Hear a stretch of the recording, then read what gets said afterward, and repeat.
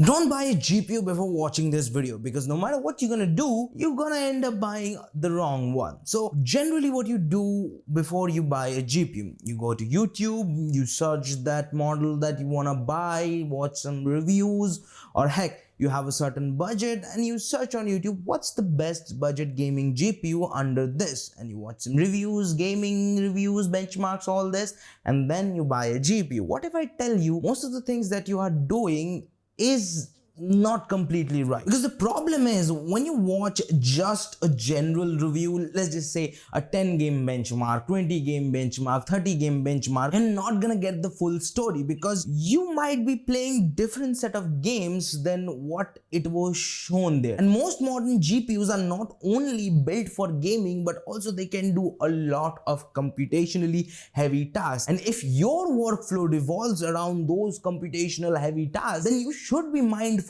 before buying a GPU. Now let's just say around your budget, you pick two GPUs, a RTX 4060 and the RX 7600. Now the RX 6700 gives you better rasterization performance according to its budget. On the other hand, the RTX 4060 gives you better ray tracing performance, and it has extra features like DLSS and frame generation. But you're saying to yourself, you play games on 1080p, so using DLSS or FSR is not really the optimal choice.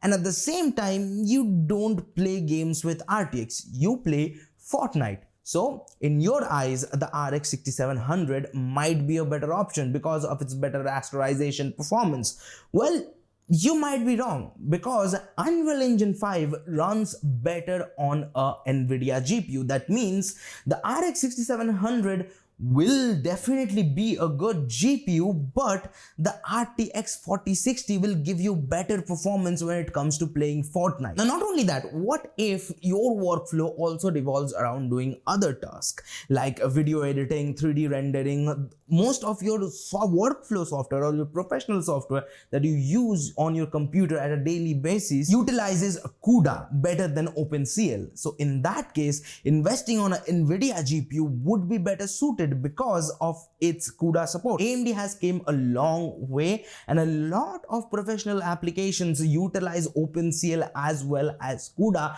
but still CUDA performs better in 3D rendering, video editing, photo editing suites better than AMD. You also have to keep in mind what's your monitor resolution is. If you still have a 1080p monitor and if you're not planning to upgrade it, so you shouldn't overspend on a GPU which is clearly meant for 1440p gaming, when a 1080p GPU might be best suited for you. Now, a lot of arguments can be made against this statement that a good 1440p GPU obviously gonna give you good 1080p performance. But if you're already getting a good playable experience, let's just say over 100 FPS on most of the games on a $400 GPU, you should ask yourself, should you spend $600, $200 more just to get few extra frames? Let's just say even if it's 150 frames extra, would that justify that buying decision?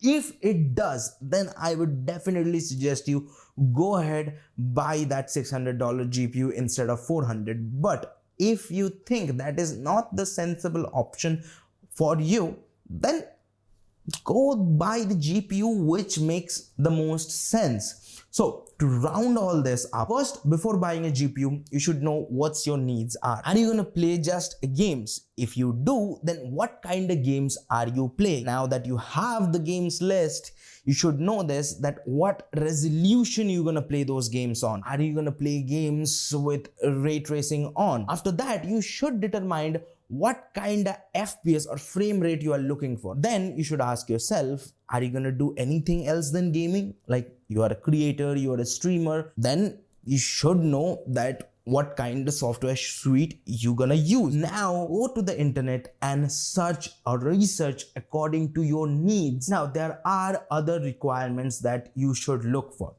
How much VRAM that particular GPU has. Now modern day games requires more and more VRAM. So investing on a good GPU which has a good amount of VRAM is always a good option, and it also future proofs yourself. Not only that, there are other few things that you should look for, like the size of the GPU. Will it fit on your case? The power consumption of the GPU. Does your existing power supply matches with the power consumption of that particular GPU? Now, after meeting all these criteria, I'm going to give you a damn freaking guarantee that the GPU at the end of all these gonna select is gonna be the best option for you. And obviously keep in mind your budget. So if this video helped you in any shape or form, don't forget to like it, subscribe the channel, and don't forget to comment down which GPU you finally choose to buy. And yeah, subscribe and watch this video. Until then, there's Akash. I'll see you guys in the next one. Peace.